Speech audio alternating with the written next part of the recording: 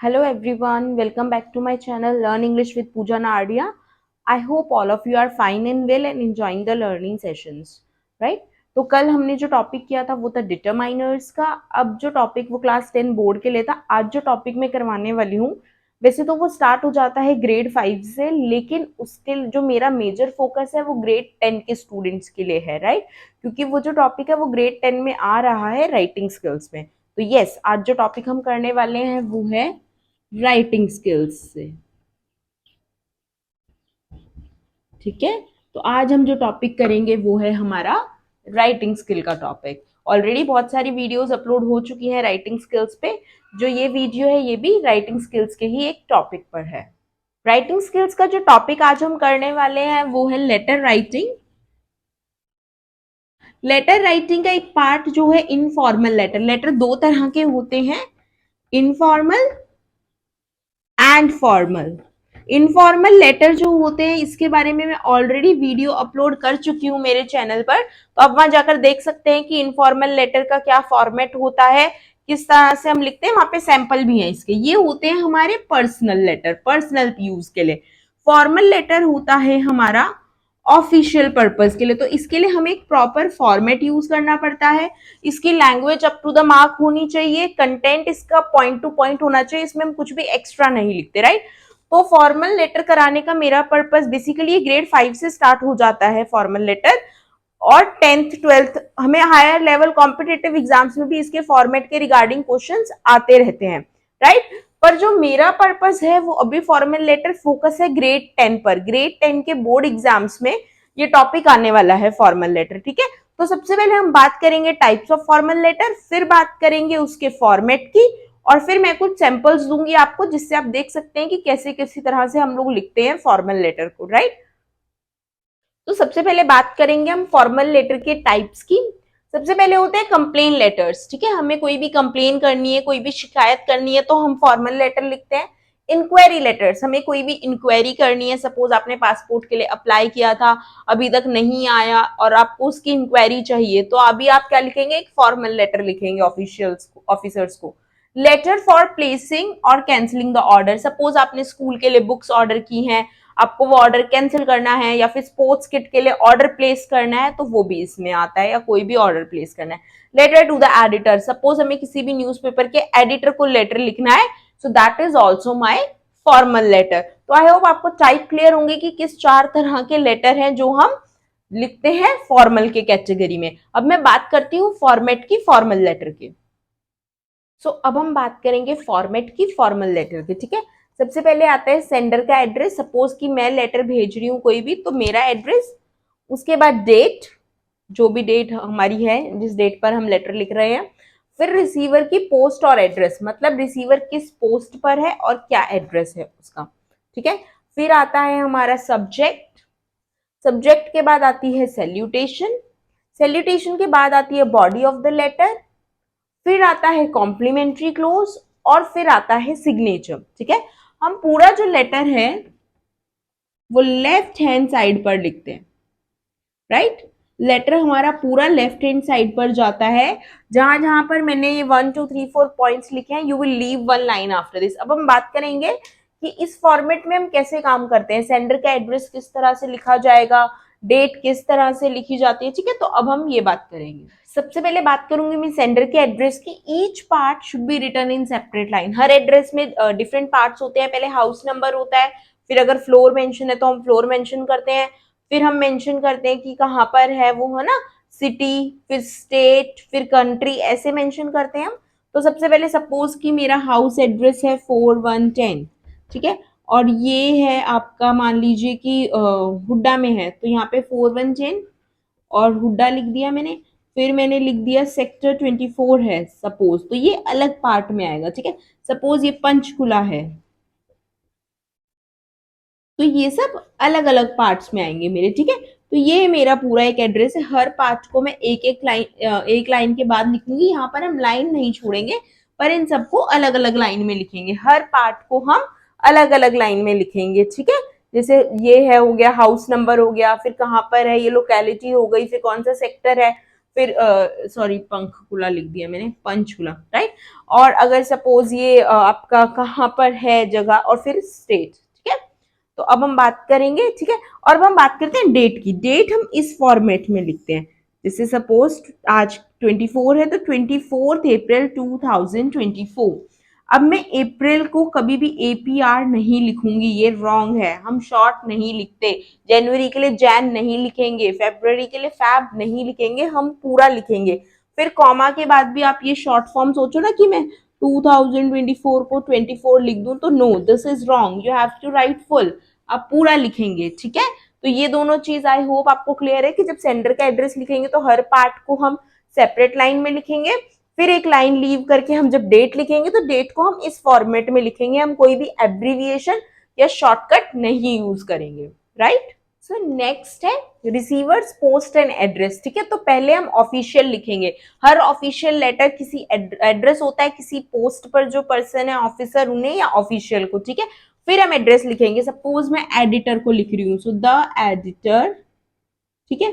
फिर ये suppose times of India के हैं, तो टाइम्स ऑफ इंडिया दिल्ली, ठीक है। आप आगे पिन कोड भी लिख सकते हैं, न्यू दिल्ली, सब ठीक है। तो इस तरह से लिखते हैं हम। सबसे पहले ऑफिशियल आएंगे, फिर उनका एड्रेस आएगा, ठीक है। फिर हम बात करते हैं सब्जेक्ट की। सब्जेक्ट होता है मेरा मेन ऑब्जेक्टिव, कि मैं ये लेटर लिख क्यों रही हूं, ठीक है। तो यहाँ पर लाइन लीव करेंगे आप एक रिसीवर्स की पोस्ट और एड्रेस के बाद, ये भी आप पार्ट्स में लिखेंगे, पहले पोस्ट फिर एड्रेस को सेपरेट लाइंस में। अब सब्जेक्ट को मैं ऐसे लिखूंगी, subject suppose it's about complaint of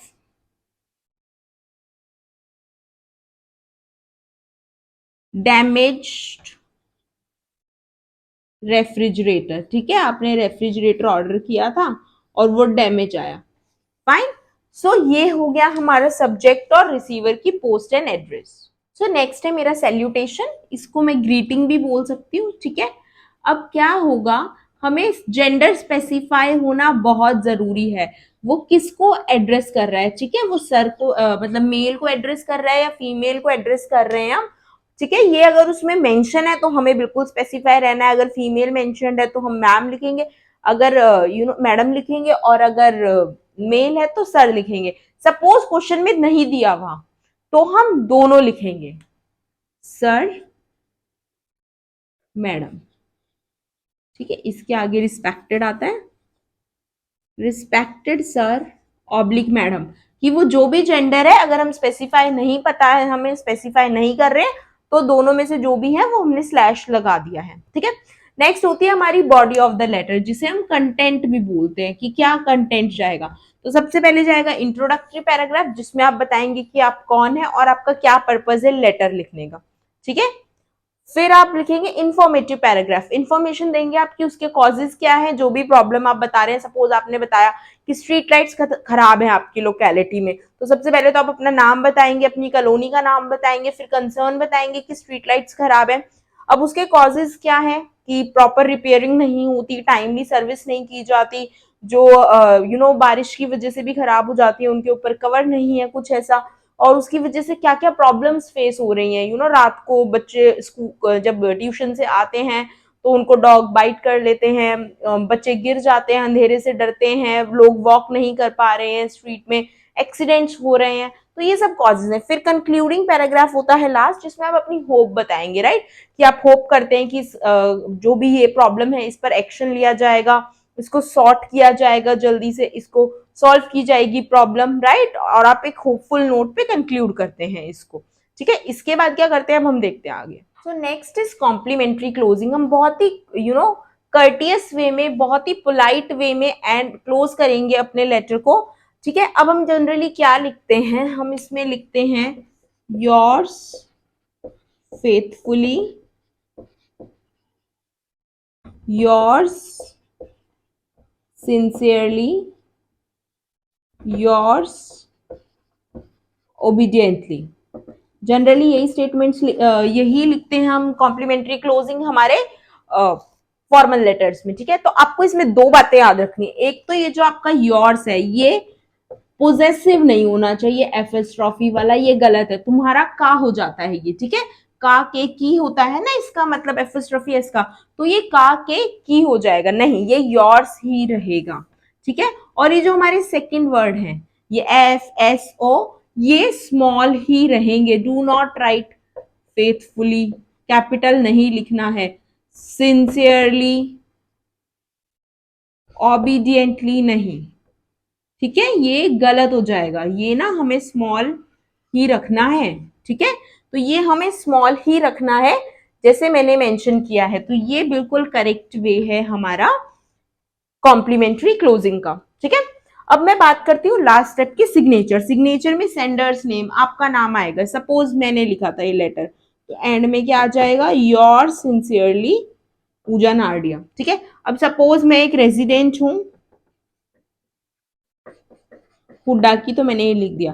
suppose मैं हेड बॉय हूं, मैं स्कूल की किसी प्रॉब्लम के लिए लेटर लिख रही हूँ, तो अपना नाम लिख के हम डेजिग्नेशन देंगे नीचे, अगर कोई डेजिग्नेशन एप्लीकेबल है।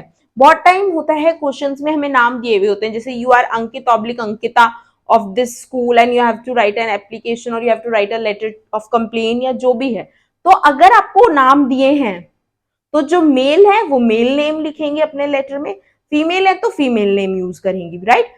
अगर कोई भी नाम नहीं दिया तो आप अपना नाम लिखेंगे। प्लीज अगर नाम दिया है तो अपना नाम लिखने की मिस्टेक मत करना, मार्क्स लूज हो जाते हैं, राइट। तो आई होप आपको फॉर्मेट क्लियर है कि फॉर्मल लेटर कैसे लिखना, और इसमें तो आप मार्क्स लूज नहीं करने वाले, ठीक है।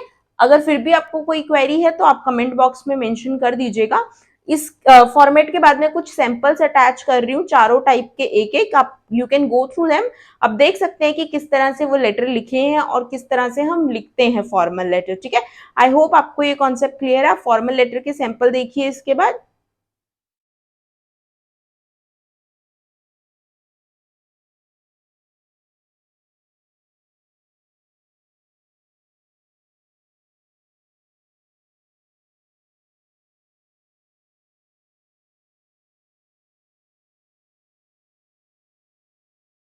आई होप सैंपल्स देखने के बाद आपका जो कॉन्सेप्ट है फॉर्मल लेटर का वो बिल्कुल क्लियर है।